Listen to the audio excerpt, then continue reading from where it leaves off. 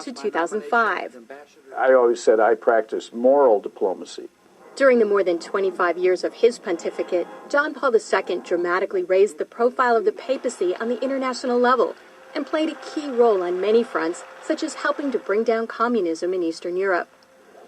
Throughout his extensive travels, he was a vigorous global voice. Benedict has continued that advocacy, which experts say reflects foundational Catholic beliefs. But times have changed since John Paul became Pope.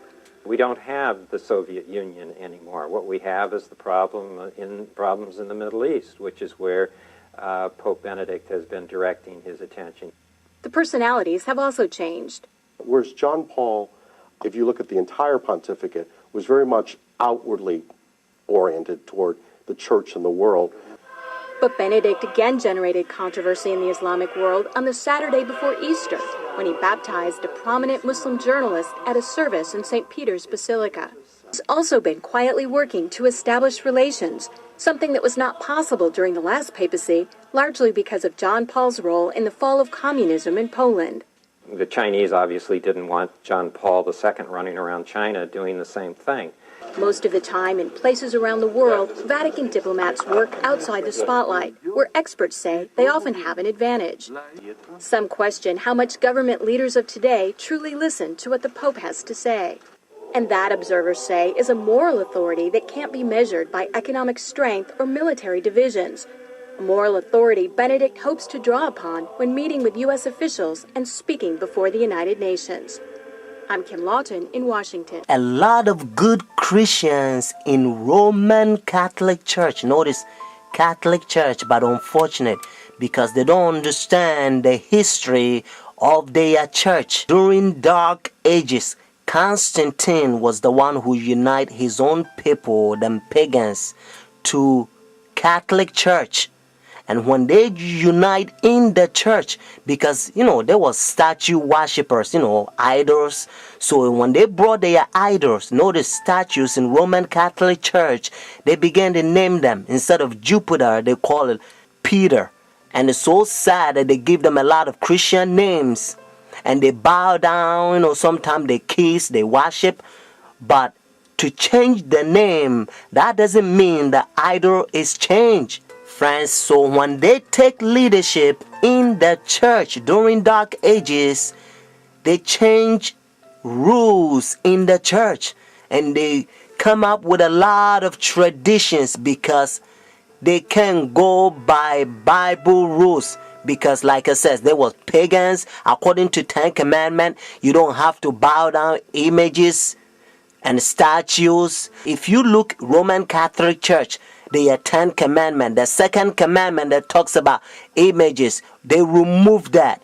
And then the 10th commandment, they spread. One of them that they also did, they persecute a lot of Christians that they protest against their paganism and their traditions. Protestants, Sunday churches, they persecute them, a lot of them. So that's why their forefathers, they ran from persecution and they came to United States and they find free land. So now we're going to go to Revelation chapter 13 and you're going to learn a beautiful Bible prophecy. Revelation chapter 13 has two beasts. Notice the first beast is Roman Catholic Church and then the second beast is United States. Verse 11 and 18 they unite with Roman Catholic Church. Let's find out who gave the power to Roman Catholic Church. Notice Revelation chapter 13 verse 4. So they worship the dragon who gave authority to the beast.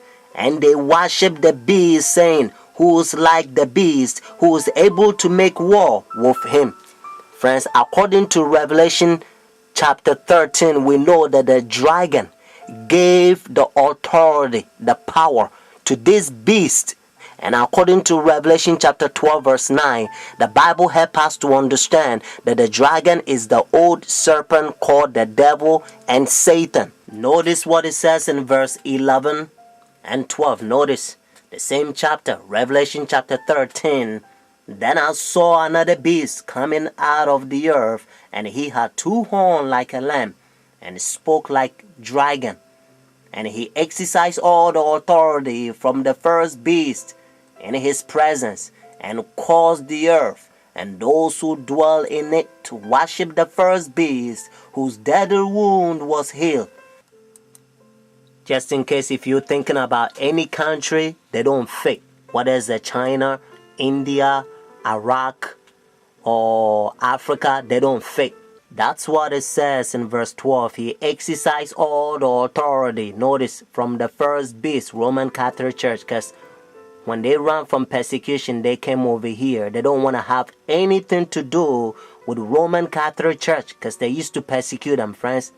That's what it says. And again, I want you to get this so that you will know that it's the United States. Verse 12, he exercised all the authority from the first beast. But unfortunately, the same verse 12 says, and caused the earth and those who dwell in it to worship the first beast whose deadly wound was healed.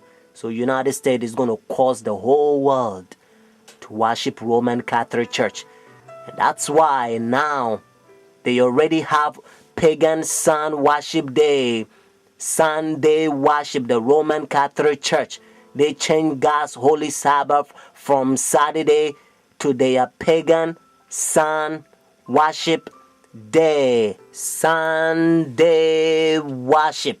So whenever they enforce the law, friends, if you think, well, because I'm not going to buy, I'm not going to sell, and the things is going to be hard, and you don't believe in God, and you doubt his power, if you doubt God who created you, the one who hold your breath, and if you doubt his power, and if you go by the pagan sun worship day, behind the scene is the devil that wants you to worship him, at that time probation will close. Your decision is made. You will be doomed. Revelation chapter 14, God placed a fearful curse on those who receive the mark of the beast, those who worship the devil. But friends, have faith.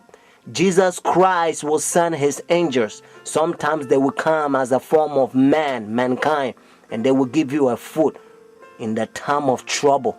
Hebrews chapter 4 verse 7 to 11. Notice what Bible says. And again he designated a certain day, saying in the David today, after such a long time as it has been said, today, if you will hear his voice, do not harden your heart. For if Jesus has given them rest, then he will not afterward have spoken of another day.